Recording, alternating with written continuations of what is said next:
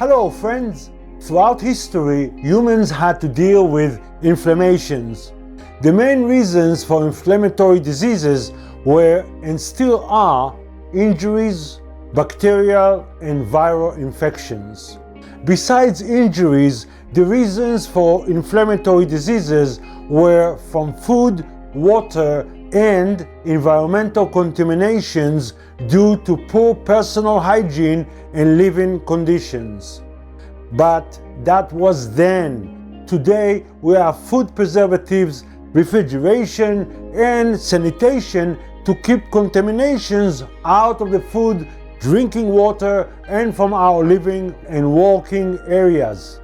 We also have medical treatments for acute inflammations like acute bronchitis, sinusitis, sore throat from cold and flu, and more. However, medical treatments don't help heal chronic inflammatory diseases. They tend to mask the symptoms of diseases while keeping them chronically active.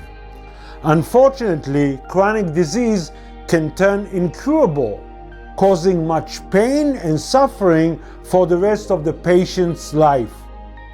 To understand how acute inflammation turns chronic, first we need to establish the fact that inflammation is irritation of energy flow somewhere in the body. When that happens, the body does what it takes to restore the energy flow and to return back to normal health. That happens in case of cut, wounds, and acute diseases. For example, acute disease can be bronchitis, sinusitis, and sore throat from cold and flu or corona. But you can relate it to any acute inflammatory disease anywhere in the body, such as in the digestive system, which can host a number of acute inflammatory syndromes and diseases. Now let's dig into it. Irritation of tissues leads to inflammation, and it has 5 symptoms: pain, heat, swelling, redness, and loss of function.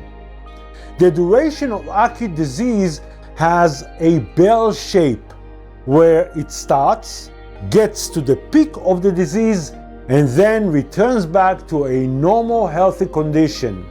Medical treatment for acute diseases doesn't heal, but medicine kills bacteria, reduce pain, heat, and swelling, which are supposed to help in recovery. Yet, did you know that the body has the ability to heal itself from acute inflammation without harming medications? So, how does acute disease turn chronic? The short answer is it happens when the irritation doesn't stop and eventually the inflammation turns chronic. For example, smokers are more prone to contracting a chronic respiratory infection because they don't stop irritating their throat, lungs, and sinuses with tobacco smoke. That's how alcohol chronically irritates the liver, and overeating or eating industrialized food chronically irritates the digestive system, the pancreas, heart, liver, kidneys, brain, and more. While we cannot avoid living without contracting an acute inflammation from wounds, bacterial, and viral infections, we can reduce chronic diseases if we understand what's wrong with the medical treatment given for acute inflammation. That's because medical treatment can reduce the body's ability to heal itself and return to normal health. How does that happen? Well, when someone goes to see a doctor for acute infection, the doctor most likely prescribes antibiotics and medications for pain and fever, right? Those medications are shortcuts to get you fast back on your feet, but then you get another acute inflammatory disease and another one. If someone as a child had acute inflammation, such as in the lungs, sinuses, and in the digestive system, there are greater chances the acute disease turns chronic later on in the child's life. That's a direct result of the medical treatment. Now, let's examine how it happened. You see, bacteria are present in any inflammatory condition. For example, when a kid falls off his bike and deeply scratches his knee or arm, the infections start to develop. The area has all 5 symptoms of infection: pain, heat, swelling, redness, and loss of function. So first, blood clots develop to seal the leaking blood vessels. Then a scab starts to develop to connect back the skin tissues. Sometimes we even see pus coming out of the scab's edges. Later on, the scab falls off and the kid is left with a scar on the knee or arm. If the kid's wound is not too bad, most likely his parents will take care of it with disinfectant and bandages, and over the time, the wound will heal by itself. Now, I want you to be aware that the immune system and bacteria are involved in the process of recovering. Heat and swelling around the wound are signs of immune and bacterial activity. Pus, the whitish yellowish liquid, consists of white immune cells fighting off the bad bacteria, and friendly bacteria help to develop the new scab and scar. Yet, when someone has an internal acute infection, like in the lungs, sinuses, and digestive system, the doctor offers a different recovery path. In my research, I found it to be the key element of how acute disease can turn chronic.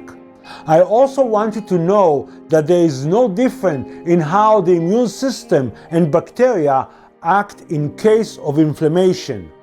It doesn't matter if the inflammation is on your skin or gums where you can see it, or in the lungs and the digestive system and elsewhere in the body where you cannot see it. In both cases, the 5 symptoms of inflammation appear, and the difference is in the medical treatment. You see, antibiotics are the first line of defense the doctor offers in case of acute inflammation. Antibiotics kill bad bacteria and good ones too. Despite the interruption in microbial balance, inherently the body aspires to return back to homeostasis, balance. If adopting a healthy lifestyle, over time the microbial balance returns to normal. Even I remember taking medications and feeling their side effects, especially in my digestive system. However, since I changed my lifestyle over 20 years ago, I didn't take medications and I feel healthy and strong. If you want to know more about the relationship between antibiotics and your immune system, please watch the video about it. I have a link for you below this video. So, how does acute inflammatory disease turn chronic? Well, as kids and teenagers, most of us took antibiotics when we had acute inflammation. Usually, after a week or 2, the illness was gone. Yet, the reaction to taking antibiotics is different from one to another. It mainly depends on the genetics and lifestyle of the individual. That's why a specific antibiotic does not always have the same results for everyone. And many times the doctor has to change the antibiotic, right? As kids and teenagers, none of us could escape bacterial or viral acute infection, especially in the lungs and in the digestive system. But for some of us, the acute disease appears over and over again until it turns chronic. Science has already found the relationship between missing friendly bacteria and the development of chronic diseases. Yet, friendly bacteria also help to develop blood clots and scars as part of the healing process. By knowing that, we can come to an inevitable conclusion. Antibiotics destroys friendly bacteria, which is needed for healing. As a reaction to that, healing is less sufficient and may take longer time. Simultaneously, the kid or teenager keeps living the same lifestyle, which causes inflammation in the first place.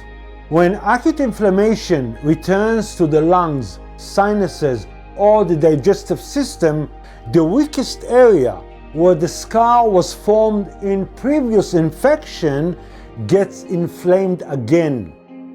As time passes and more acute inflammation occur in the same location, two things most likely happen. First, the scar tissue thickens. Second, the acute condition turns chronic. Thickened lung scar tissue is called pulmonary fibrosis, and it can lead to lung cancer.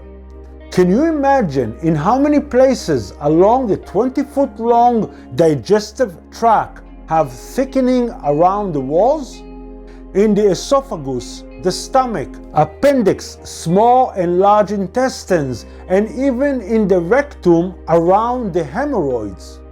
As a fact, thickening of scar tissue due to inflammatory diseases can happen in any major organ in the body, which can lead to chronic disease in there, and later on, even cancer might develop.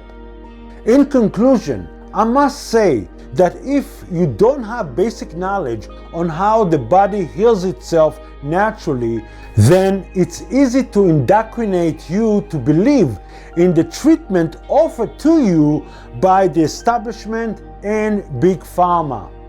That led me to put together for you the complete puzzle for health and longevity. Everything now is in your hands. You can either continue following your doctor's order or start to learn new ways for healthier you. Goodbye.